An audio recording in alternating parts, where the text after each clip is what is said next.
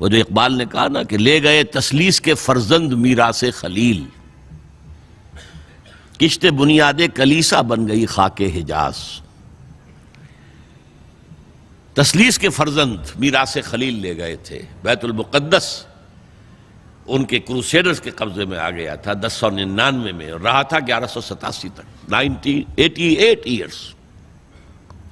لے گئے تسلیس کے فرزند میراث خلیل۔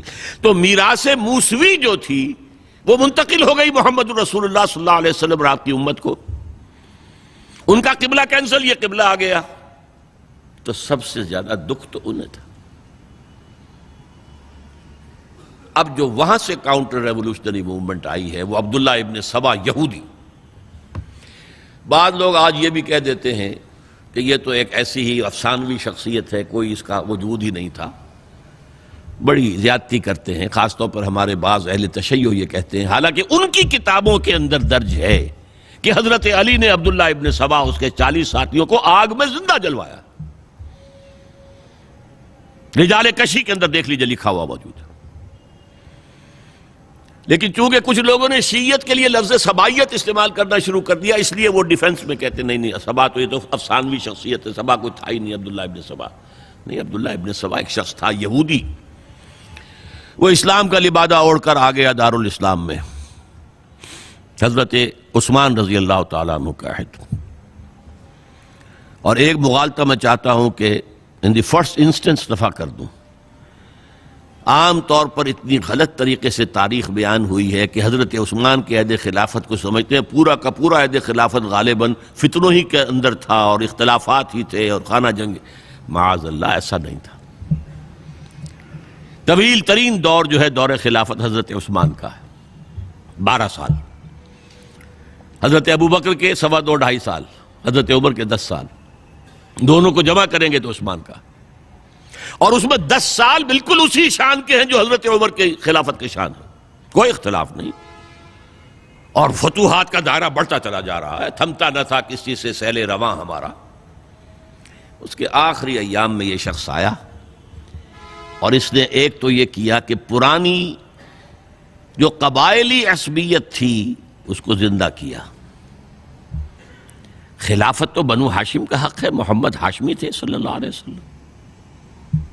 ہاؤ کم یہ ایک بنو امیہ کا شخص کیسے بیٹھا ہے؟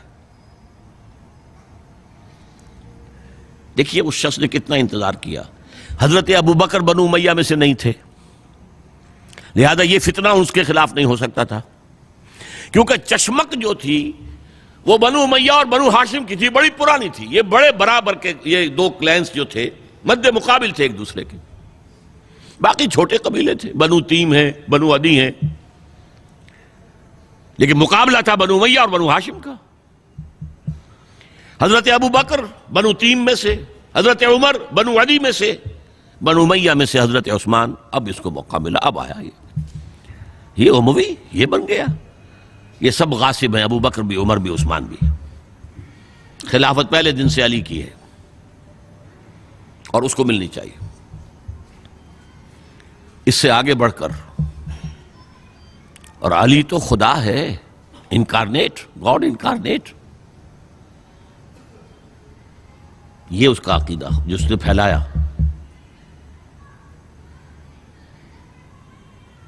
یوں سمجھئے ایک شخص نے حضرت عیسیٰ کے دین کو زیرو کر دیا تھا۔ لوگ مانتے نہیں کہ ایک شخص اتنا کچھ کر سکتا ہے۔ یہودی اور سازشی ذہن، ان کی صلاحیت اور ذہانت۔ ایک شخص تھا پال، حضرت عیسیٰ کو خدا کا بیٹا بنانے والا، وہ توحید ختم، تسلیس آ گئی۔ شریعت کو ختم کرنے والا وہ حضرت عیسیٰ کہہ کر گئے تھے تم پر شریعت موسوی نافذ رہے گی، اس نے کہا نہیں، ایبروگیٹڈ، نو شریعہ۔ نمبر 3، حضرت عیسیٰ نے کہا تھا تمہیں تبلیغ کرنی ہے صرف یہودیوں تک۔ I have been sent only in search of the lost sheep of the house of Israel۔ میں صرف اسرائیل کے گھرانے کی کھوئی ہوئی بھیڑوں کی تلاش میں آیا ہوں، تمہیں باہر تبلیغ نہیں کرنی۔ اس نے تبلیغ کا دائرہ وسیع کیا۔ وہ دین مسیحیت ختم وہ دین پالزم ہے جو چلا ہے اس کے بعد. سمجھ رہے ہیں اس بات کو؟ اور یہ ڈاکٹر مائیکل ہارٹ نے بالکل صحیح لکھا ہے کہ کرسچینٹی جب تک حضرت مسیح موجود تھے وہ سوائے ایک یہودیوں کے فرقے کے اس کی کوئی اور حیثیت نہیں تھی. لیکن پال نے اسے ایک انڈیپینڈنٹ دین بنایا. ایک شخص کی کارروائی ہے یہ ساری، اور آج پوری دنیا، پوری عیسائی دنیا اسی پر ہے، تسلیس پر بھی، اور شریعت ختم، اور دعوت جو ہے کرتے پھر رہے ہیں پوری دنیا کے اندر. اسی طرح اس نے کیا، قبائلی عصبیت کو چھیڑا اور حضرت علی کا مبالغہ کیا یہ خدا ہے، اوتار، گاڈ انکارنیٹ. تیسرا کام کیا کیا کہ حضرت عثمان رضی اللہ تعالی عنہ اور ان کے جو عاملین تھے، گورنر کوفے کا ہے، گورنر شام میں دمشق میں ہے، گورنر مصر میں ہے، ان کے خلاف پروپیگنڈا شروع کیا. یہ بیت المال میں خیانت کر رہے ہیں، یہ غبن کر رہے ہیں، یہ اپنے عزیزوں کو جو ہے پال رہے ہیں، ان کو دے رہے ہیں، وہ اقربا پروری کر رہے ہیں، اور یہ کر رہے ہیں، اور ٹیکنیک کیسی عجیب. کوفے میں کوفے کے گورنر کے خلاف بات نہیں کریں گے، دمشق اور مصر کے گورنر کے خلاف بات کریں گے. اب کہاں دنیا کے پاس ذرائع تھے کہ کوئی ویریفائی کرے بھئی یہ بات صحیح ہے کہ نہیں ہے، غلط ہے؟ نہ کوئی ذرائع رسل و رسائل ہیں.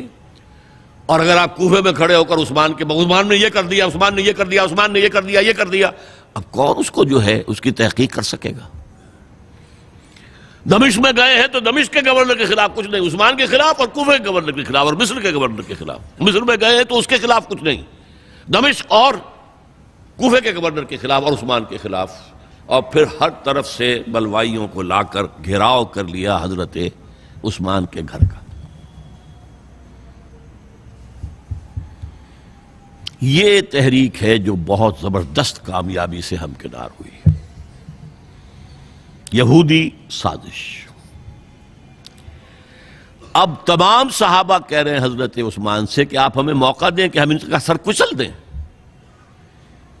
آپ فرماتے ہیں نہیں، یہ مجھ پر الزام لگا رہے ہیں نا، میں وضاحت کرتا ہوں.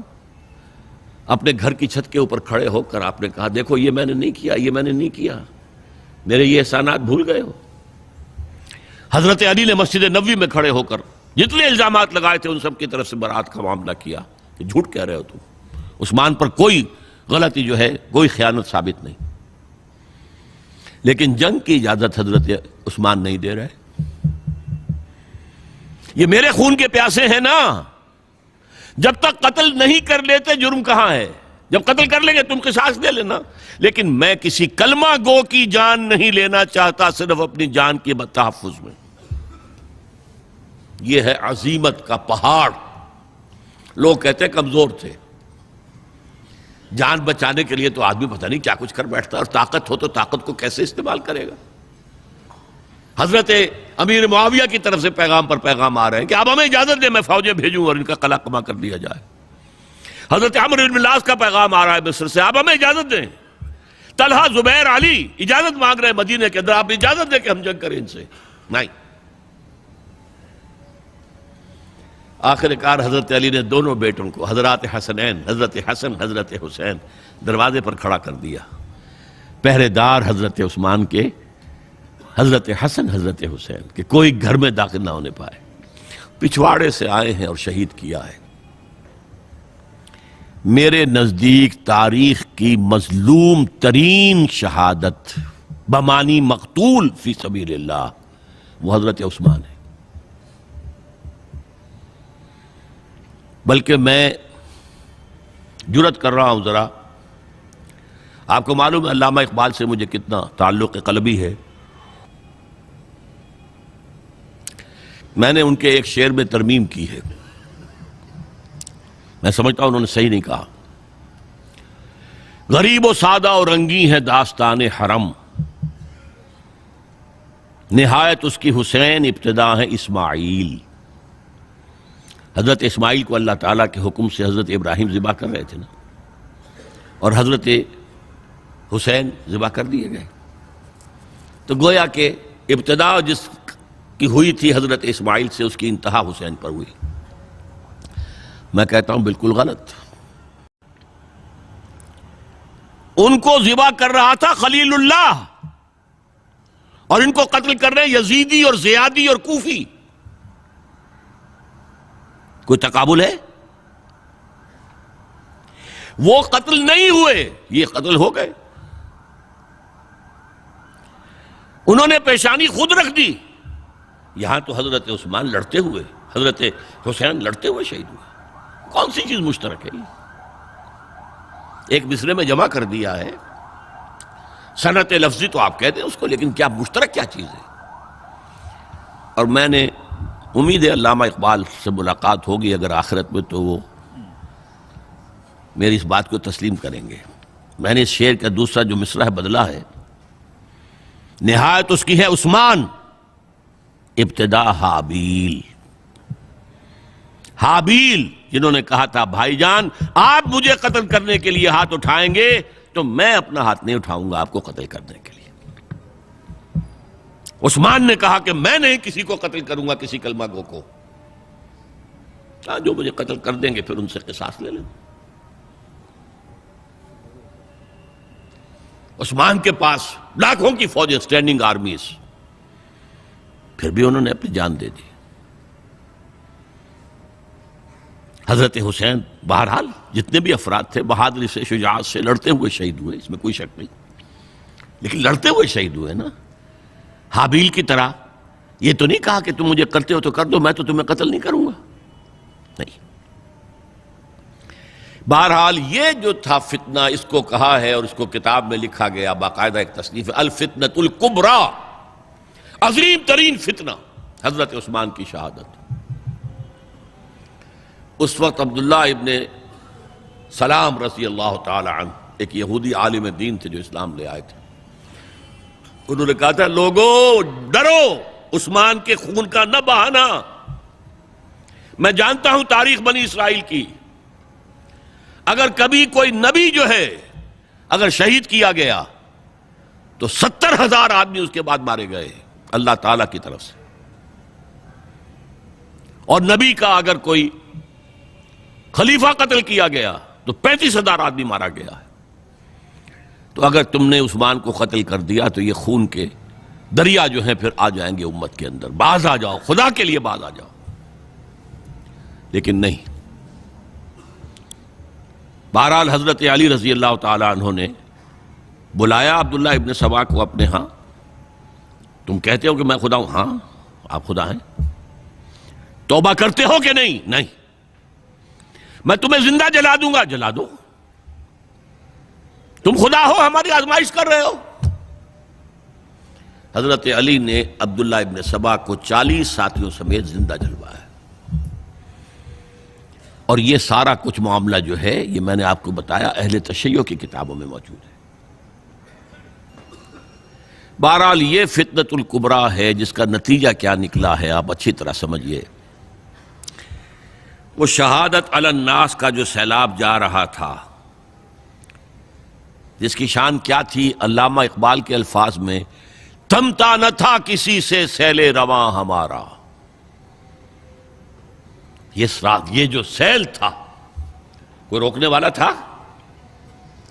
2 سپر پاورز تھیں اس وقت، ایران، روم۔ ایران کے چیتڑے ختم ٹوٹ گئے، روم کی 2 ٹانگیں ٹوٹ گئیں، اب کون روکنے والا تھا؟ یہ انٹرنل سیبوٹاج ہے۔ اس کے بعد جو باہمی خانہ جنگی شروع ہوئی ہے، 1 لاکھ مسلمان ایک دوسرے کی تلواروں اور نیزوں سے ختم ہو گئے۔